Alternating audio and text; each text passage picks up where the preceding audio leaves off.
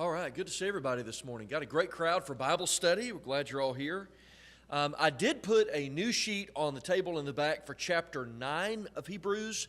I'm not exactly sure we will make it that far today. We have a little bit left to finish in chapter 7, and then we're going to look at chapter 8, and there are chapter 8 notes on the back table as well. And if you still need chapter 7 notes, there's probably just a small handful on that rack next to the first aid kit on the wall in the back.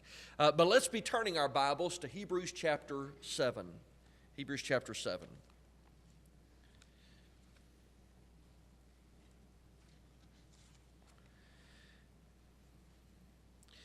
We did say at the very beginning, as we entered into chapter 7, we do not want to rush this chapter at all because it's such a significant part of the argument of the overall book of Hebrews.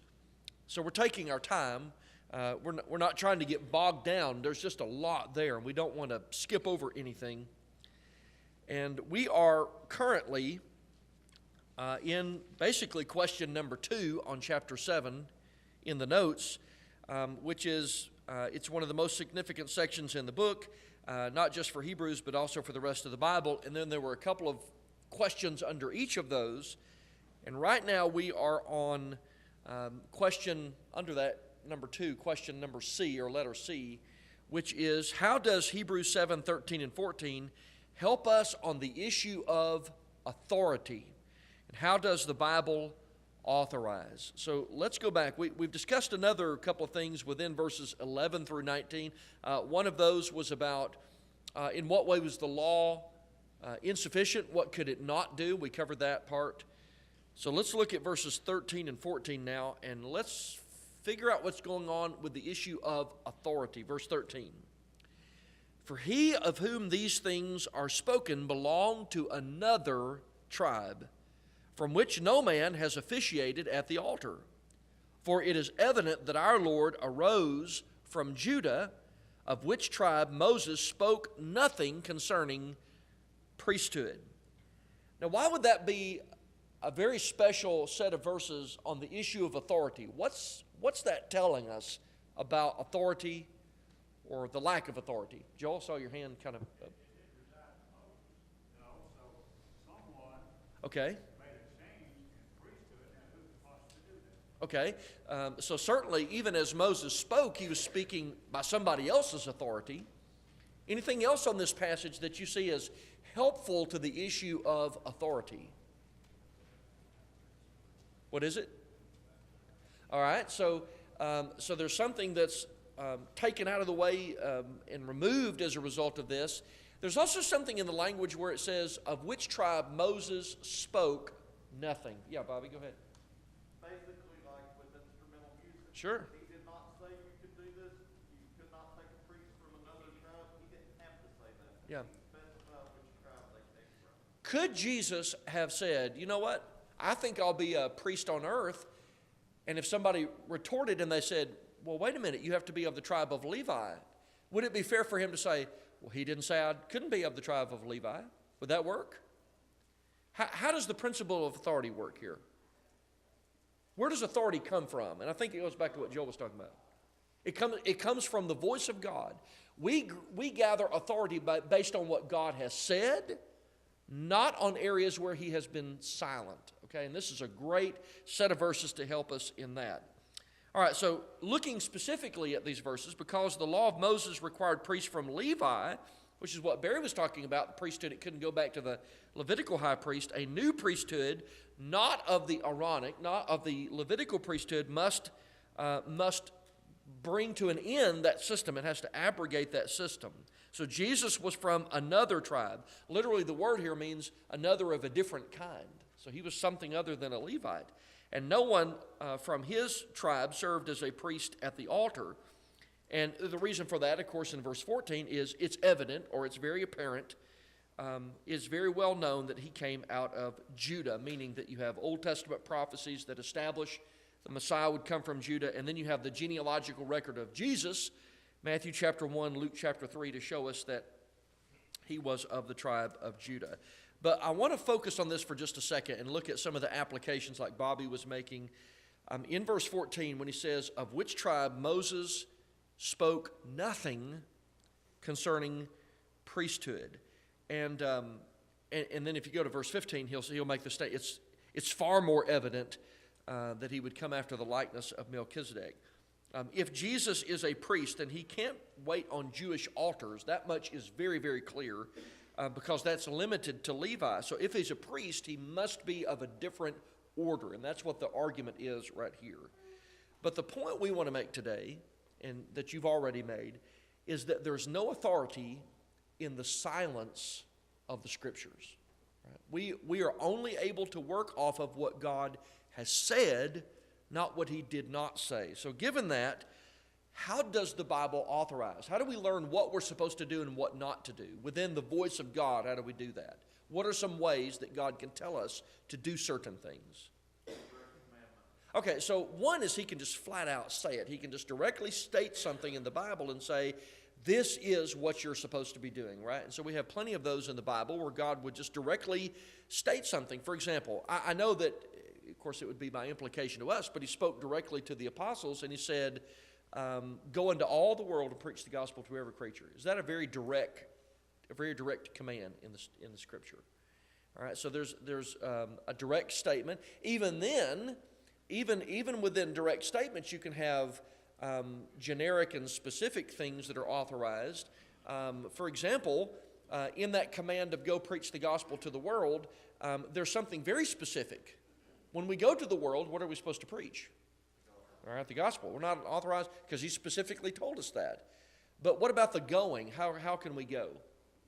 Any way we get it to. You can walk on foot, you can ride on a train, you can fly by an airplane, ride a boat, you can sit behind a computer screen and a keyboard and do it via internet, any way that we're getting the gospel message to the world. But that all comes to us in a direct statement. Another way that he does that would be by example, right? Where he's not directly stating something, but he's showing us by example whether he approves of something or whether he disapproves of something. That's still within the voice of God. A great example of that would be regarding the Lord's Supper. On the first day of the week, the disciples gathered together to break the bread, and Paul preached until midnight, right? So you have that statement in Acts 20 and verse 7. You have an approved example in the New Testament, and when we read that, could we gain from that example? That's also what we are supposed to be doing, that we're supposed to be taking the Lord's Supper on the first day of the week, right? So we have examples in the Bible. And then there's implication. God can imply things by what he says, but all that is within the voice of God. And if it's not in any of those avenues, we don't have the right to be doing it. It's very presumptuous of us to think that we can take areas of silence where God has not spoken and make up something that has the equal, sort of on par, equal to the authority of God. We can't do that. We are only able to do what we do within what's been spoken. And so when the Bible says he could not be a priest from Judah because Moses didn't say anything about that, meaning that if God's silent on something, it doesn't authorize that activity. And so the Bible excludes when it specifies something. And to Bobby's point, remember in Numbers 20, just as an example, Numbers 20, God told Moses to go speak to the rock. And what did he do? He struck the rock. Could Moses have made the claim later, well, you didn't say I couldn't strike the rock? No, because he specifically stated that he must speak to it. And so especially this applies to action verbs in the Bible, when you have an action that is specified by the Bible, by the voice of God, all other actions are excluded.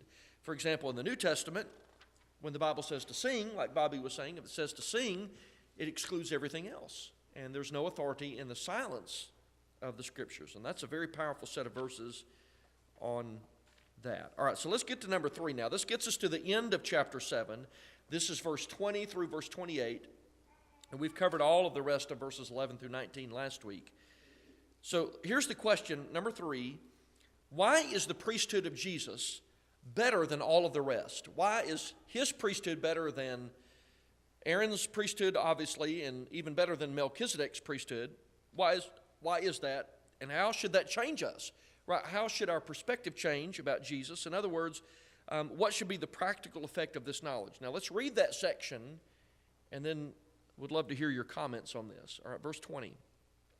And inasmuch as he was made a priest without an oath, for if they have become priests without an oath, but he with an oath by him who said it, the Lord has sworn and will not relent your priest forever according to the order of Melchizedek, by so much more Jesus has become a surety of a better covenant. Also, there were many priests, because they were prevented by death from continuing. But he, because he continues forever, has an unchangeable priesthood. Therefore, he is able also to save to the uttermost those who come to God through him, since he always lives to make intercession for them. For such a high priest was fitting for us, who is holy, harmless, undefiled, separate from sinners, and has become higher than the heavens, who does not need daily, as those high priests, to offer up sacrifices, first for his own sins and then for the people's. For this he did once for all when he offered up himself. For the law appoints as high priests men who have weaknesses, but the word of the oath, which came after the law, appoints the Son who has been perfected forever. So reading that, what case could we make for the superiority of the priesthood of Jesus? Why is his priesthood better? What do you think? All right, so one thing is not of this world, and that automatically makes it better. Yeah, Ken? Yeah. Whereas the Levitical priest could only save for a year. Yeah, there's sort of a temporariness to that. You know, it had a temporal nature to it in the law of Moses. I saw your hand up. It's the only one that can forgive sin. Yeah, and you kind of see that when you get later in the text. He'll say he's actually able to save to the uttermost, which can never be said of another. Yeah, it's an unchangeable priesthood, one that lasts forever. So there's a lot in this section about how great the priesthood of Jesus is. We have record of other priests who made mistakes. Yep. Yes. Which this priest did not make. That's right. And he'll make that point later about how they had to make atonement for their own sins and then for the sins of others.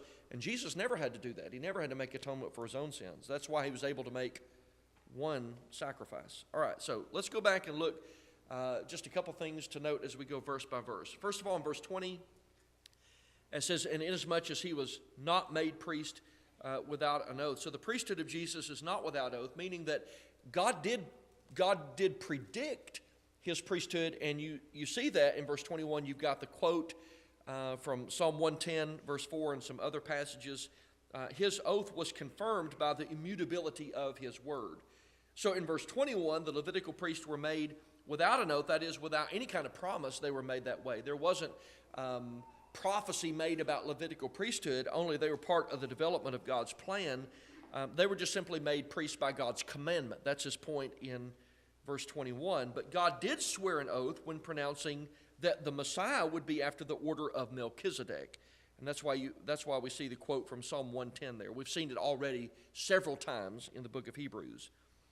In verse 22, he mentions that the oath proves the superiority of his priesthood over the Levitical system. And he mentions here this interesting language. He says he's become the surety of a better covenant. What's that word surety mean there? Do you know? Yeah, a guarantee. What is it? Yeah, the completion of, the guarantee of. The idea is something like a guarantor of something. He is the one who stands good for a debt. That's the idea here. He is the pledge, the completion of, the firm reassurance of, the guarantee of. One man said this, he by whom we get the full assurance of the more excellent covenant made by God with us and of the truth and stability of the promises connected with it. Meaning that nobody in the past was ever able to do that, but he guarantees the blessings of the covenant. And that's why he is part of verse 22, a better covenant, or your Bible may say a better testament. And what he's going to do over chapter 8 and chapter 9 specifically, over the next two chapters, he's going to develop that idea of a better covenant. Chapter 8 is almost exclusively about the better covenant, because he'll talk about the doing away of the old and the bringing in of the new, and how practical the New Testament is in contrast. In verse 23, he talks about priests under the law, that they were mortal men, right? And this goes to kind of what Art was just talking about some of the faults of the actual Levitical priests under the law. And one thing was they were mortal men because they eventually, you serve, but eventually they're going to die.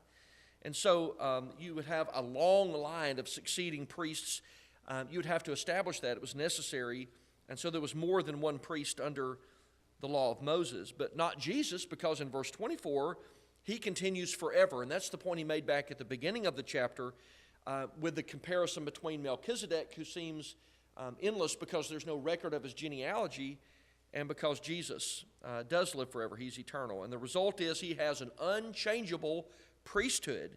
There's stability, there's security within that priesthood. It is a priesthood that does not pass from one to another, so he abides continually, absolutely the same. And the result of that is, in verse 25, he is able to save to the uttermost, meaning he saves completely. He's able to save us in totality, and to do it to the point of termination, an unending state of salvation in eternity. He's able to save us to the point that we're able to gain heaven as a result of that.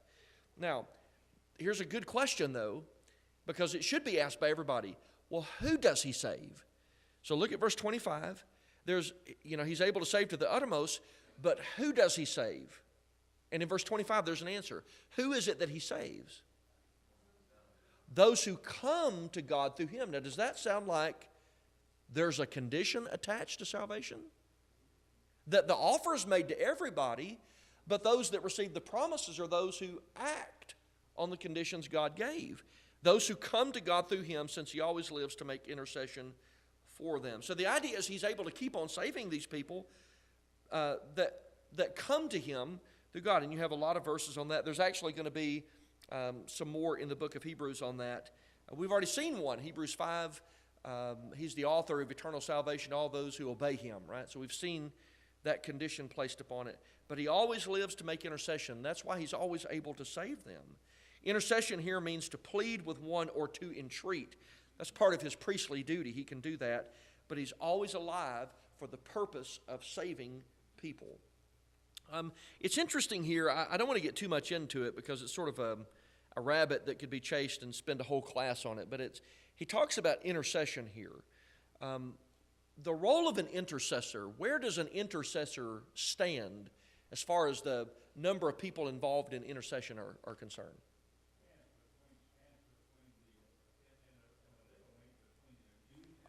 Okay. What makes prayer possible for us? Jesus does. If you offer worship, which we're going to in the next hour, we also offer worship to God. Who makes that possible? That's the Lord. That's his power. He's the intercessor. He's the one that authorizes all that upward flow of praise to God. It would not be possible except because of his intercessory role. So his priesthood it blows the Levitical priesthood out of the water, but it was always intended to do that. It was always meant to be a superior priesthood. And so we could chase rabbits on that, but you ought to do some study on intercessory role and look at how you have the Father, the Son, and the Spirit, and both the Son and the Spirit serve in intercessory capacities in some way because they authorize and they make capable our actions toward God in the unique ways in which they do that. Now, in verse 26, he follows that up by talking about how Jesus perfectly fulfills the qualifications for our needs, right? He says here, he's fitting for us. So his qualities were perfectly matched to what people actually needed for salvation. And he lists a couple of those here. He is holy. What does holy mean? What is it? All right, so he's set apart. He's distinct because of his accomplishments. He's loyal to the covenant obligations. He is harmless. What is it? Okay, so he's innocent. He has no malice. There's no evil in the Lord. He is undefiled. What's that mean? What is it? Yeah, so there's no pollution in the Lord. He's morally pure. He's free from the stain of sin.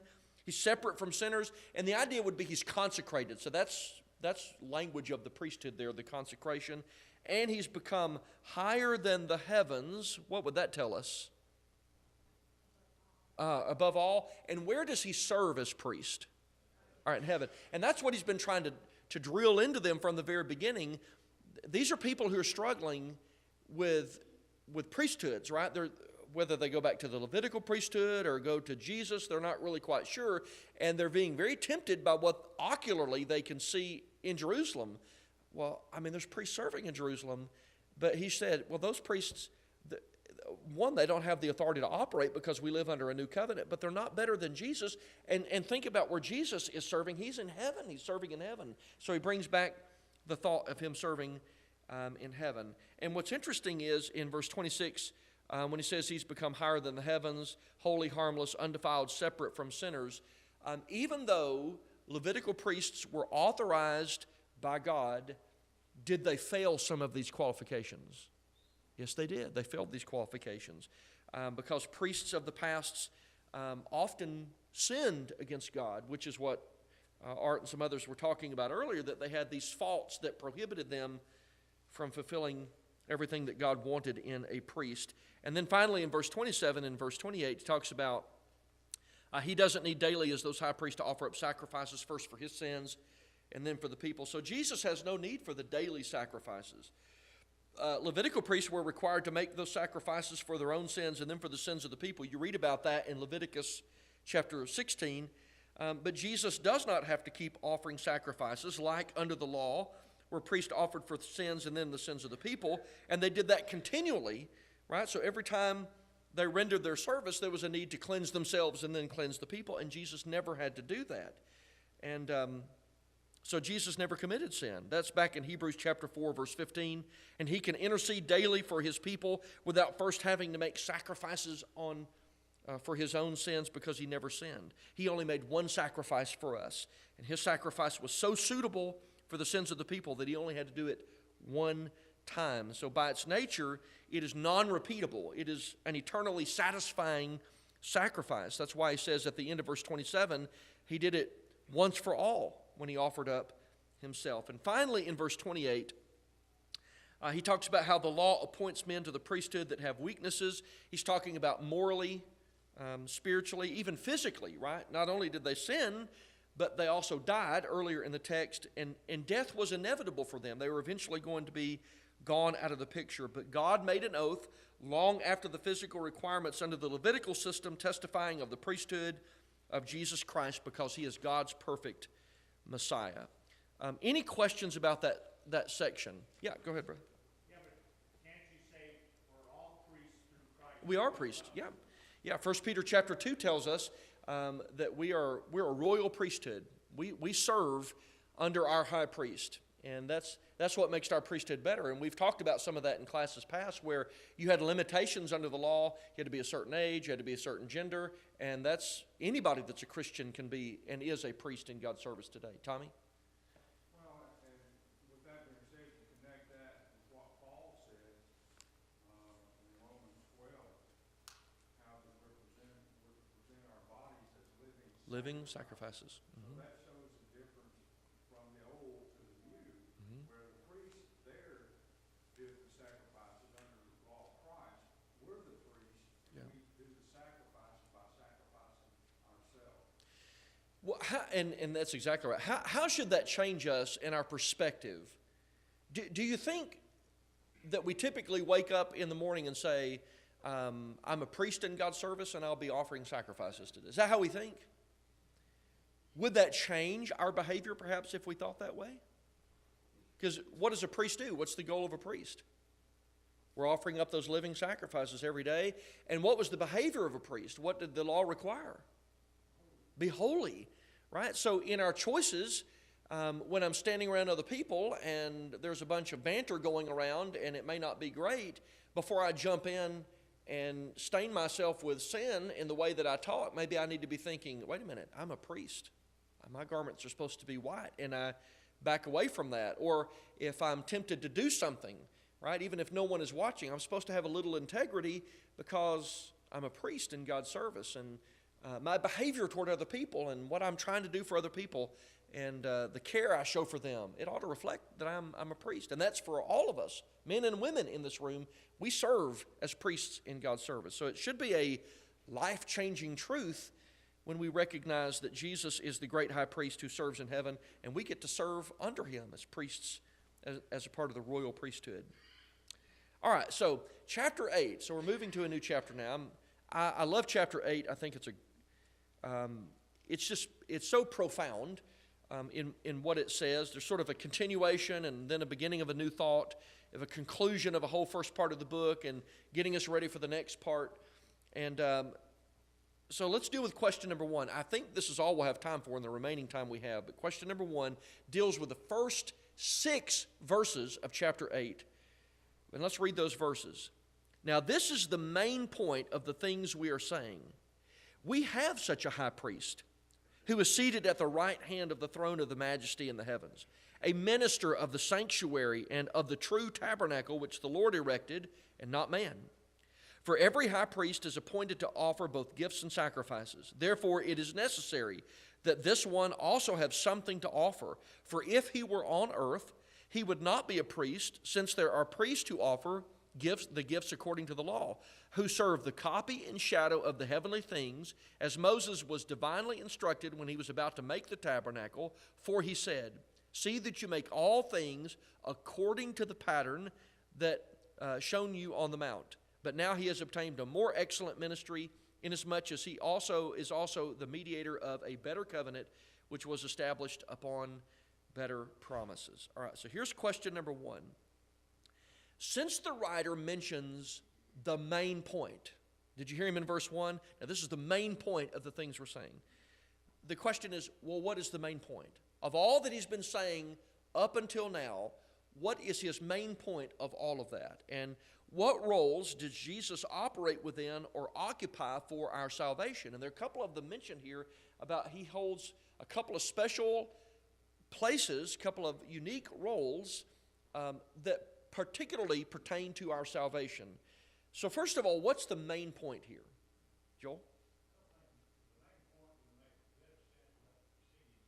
That's right, that's right.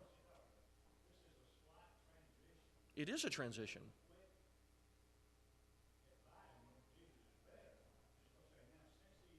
Yes, that's exactly right. So he sort of, in a very brief way, summarizes everything he's discussed to this point. And then he does that, like Joel's saying. He's saying, now, if this is true, if the summary of this is true, then look at all the things that come in as a result of that. And one would be able to say, because you live under the New Testament, you better consider this the best of all covenants. And that's what he's going to do in chapter 8. Verse 1. He talks about the main point. The literally here means the chief or the principal point. So it's not as though he's made all the other points are insignificant. It's just that this is the main one around which all of the other arguments have surrounded themselves. The word here means the sum or result of numbers added together and set down at the head of a column, right? So this would be like the total of all the numbers preceding this. The crown, or that which gives completeness to anything, right? So this is the crowning moment of his argument. It literally means the division of a book as of a chapter or a section. So what Joel is saying, I think, is absolutely true. Here's the crowning moment of his argument, but it also serves as a division where a new thought sort of begins to show the results of everything he said in the first 7 chapters. And I think the idea of a transition between what he said and the climax or the crowning moment of the discussion, I think, is exactly what he's doing here. Now, he affirms this in verse 1. We have such a high priest. Because what were the readers? What were they doubting? Well, we don't even know if we have a high priest. We can't see him. And now he's saying, you do have a high priest. And he'll explain that he is ruling and reigning, but where is he? Again, in verse 1, this is the summary. He's in heaven. He's sitting at the right hand of the throne of the majesty on high. Now, here's some interesting nuggets for you if you like things like this. When he says here, and we don't present a lot of things like this, when it says who is seated, the idea is it's like sat down. The verb tense here would carry a one-time past action, right? What does that tell you about whether he accomplished what he intended to do or not? Did he get it done? He absolutely. This is an aorist tense here, so the idea would be it's a one-time past action. He sat down. There's finality to that. He will never have to do that again. One thing the people who contend that the law of Moses is still in effect, that the Ten Commandments are still in effect, in actuality deny Yeah, that's his argument to the people here, especially in chapter 8. If you keep on advocating for one priesthood, you're denying the law that comes along with the priesthood of Jesus. And that's part of what he said in chapter 7. You're exactly right on that. So the contrast with he one time past action sat down. The result of that is present tense. We keep on keeping on having him as our high priest. And so one past action, one unique action in the past affects the future, and that's what Joel was talking about. Now that they understand the past action, they've got to consider the blessings that flow from that. And he's at the right hand of the throne of God. Now, what does that tell us as far as his role is concerned? If you're sitting on the throne, what are you doing? As a what? As a king. So Jesus is both king and high priest simultaneously. Is that right? Because Melchizedek was. Remember, Melchizedek was king and high priest of Salem. Hold your place with me. Go back to Zechariah. Go back with me to Zechariah chapter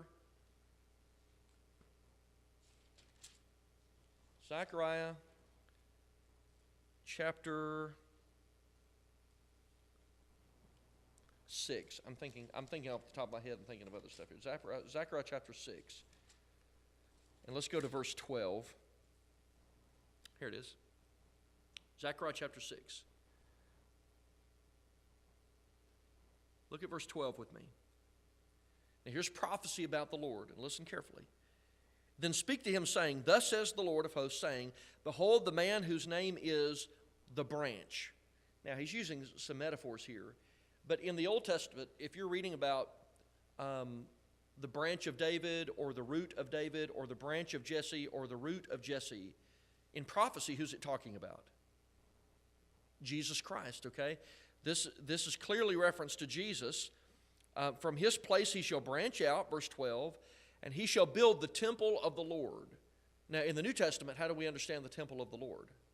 It's the church, so he builds the church. Yes, he shall build the temple of the Lord. That'd be a reference to the church. And he bears the glory. So in the church, where does all of our emphasis go? Upward to Jesus, right? Not on us. It goes to Jesus. He gets the glory. And listen carefully. And shall sit and rule on his throne. So what will he be? King. So he shall be a priest on his throne. So he's also what? Priest. And not just any priest. He's the high priest on his throne. And the council of peace shall be between them both. And to them there would be his offices. There would be divine harmony between his priesthood and his kingship. Now, the reason I bring that out is there are a lot of people in this world who think that Jesus will be a king someday, that he'll come back to earth and set up a kingdom on the earth, and he'll be a king on the earth for 1,000 years, and he'll reign 1,000 years on the earth and go back. Here's a good question to ask those folks, and to do it in kindness. It's not a get you question. You might ask, is Jesus a priest right now? And they'll say, oh, yes. I've never known one to deny that he's high priest right now. According to prophecy, at the time that he would be high priest, what is he also? He's king. And he cannot be one without the other, because that's what he was always intended to be by prophecy, because he's a priest after the order of Melchizedek. So he sits down at the right hand of the throne of God in heaven, according to Hebrews chapter 8. That's the argument of the writer of Hebrews. He says, we have a high priest. And if he is high priest, he is also king, based on prophecies of the Old Testament. So he is both king of his kingdom and high priest over his royal priesthood. And we've been learning about that since Acts chapter 2, right? As early as Pentecost, we've been hearing the fulfillment of these prophecies about his role in that. So in verse 1, it mentions he's majesty in the heavens. And in verse 2, he explains what that means. He's a minister of the sanctuary and of the true tabernacle which the Lord erected and not man. So you have a contrast between the physical tabernacle and the heavenly tabernacle, one built with men's hands and the other not, because it's in heaven. And then you can pair with that Philippians 3:20. Our citizenship is in heaven. That's where our headquarters is. We serve the Lord who is there. Now, regarding the role of high priest in verse 3, he sort of goes back to that generic principle. Every high priest is appointed to offer both gifts and sacrifices. That's back in chapter 5. There was a big discussion in chapter 5 on that. So to be a priest, his point is, to be a priest, he has to have something to offer. But his offering is different than what was in the past, right? He could not do that on earth. He couldn't do what they were doing on earth because that earthly office was still being occupied by the descendants of Levi, and Jesus was from Judah. And what's interesting here, you get a hint that the Levites were still trying to practice Judaism in Jerusalem. If you're on earth, he would not, because they're priests who offer, literally are currently offering the gifts according to the law. Now, the law had since been removed. It was out of the way, but they're still practicing that. Do you know how long they practiced that? Until the destruction of Jerusalem, they kept on doing that. In fact, they offered so many offerings while they were being besieged in AD 70 that Josephus talks about how oil and blood would just run down the streets because they were trying to appease God and have him stop that. They were doing everything they could, and it didn't do anything because since Pentecost, they had been living under the law of Christ. And interestingly, just as an aside, in verse 13, because we talked about the dating of the book in verse 13, speaking of the new covenant and the old covenant, speaking of that old covenant, he says he's made the first obsolete, right? So if it's obsolete, the priests who are working under that, they're obsolete too. But he says, now what is becoming obsolete and growing old is ready to vanish away. And I think there's probably a reference there to when God would catastrophically just remove even the physical practice of that in the destruction of Jerusalem. But we'll get to that hopefully next week. But he talks about he has to have something to offer. Now, here's what's interesting. They should have seen this when they were working under the law of Moses. Everything they did, according to verse 5, did what? Look at the first couple of phrases there in verse 5. They were important. What they did was authorized by God, and God told them to do it. But what was it ultimately?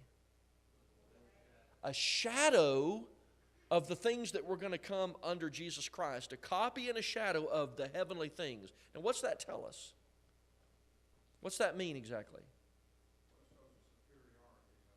Okay, anytime you have a type-antitype relationship, is the type or the antitype always better? The antitype is always better. So if Jesus is the fulfillment, if he's the completion, and if they were the type, then Jesus was always going to be better. His sacrifice, his priesthood was always better. That's for sure. But that's what they were. They served as a shadow of the things that were going to come. And Jesus, he could not... The argument he's making here is that Jesus could not serve in expectation of something that he already fulfilled. He's better than the Levitical priesthood because he had already fulfilled that. A copy here is like a sketch, right? It's like something, you put a plan on paper, a copy would be something like that, and then the plan would be the actual. And the shadow here is the reflection, meaning that somebody's casting the reflection, and all that happened under the law of Moses, while it was authorized by God, was only a figure of what Jesus was going to complete in the future. And just as Moses complied with a pattern, he gives us the example of the tabernacle, priests complied with a pattern given in the law of Moses, which he had already proven had been taken away. Well, go back to chapter 7, verse 12, where it says the changing of the priesthood and then a changing of the law. If the law had not been changed, Christ would have been usurping authority. Mm-hmm. He would have been sinning because, and I know you probably already discussed it, he came from a different tribe. He came from the tribe of Judah. The only priest on earth and under the law could give the sacrifices and all on Christ would have sinned. Yep. And so that's one reason the law had Yeah. to be changed so that he wouldn't sin. That's right. All right, so we're going to finish it up next week in verse 6. Yes, sir, go ahead. Isn't he trying to give this not be so physical, but be more spiritual? Switch over to Christ already died. Yeah, and they're really struggling. They're really struggling. They're tempted to go back under the physical requirements of the law, and he's trying to show them that you actually have better things. That's what he's going to say in verse 6, which is, I'll segue into this. Verse 6 says, because of what he did, you live under a better covenant, you have a better mediator, and there's better promises in the New Testament. So here's my question. That's number 2 on the notes for next week. I'll probably rephrase it when I'm saying it here, but it's essentially number 2. If we say we live under a better testament, and we do, right? Any question about that? We live under a better covenant. Why is it better? And can we articulate that to people? Can we tell people why we live under a better covenant? I hope we can. Let's talk about that next week, and then we'll finish up chapter 8, and then we'll probably get into chapter 9 next week too. Thanks, guys. Appreciate it so much.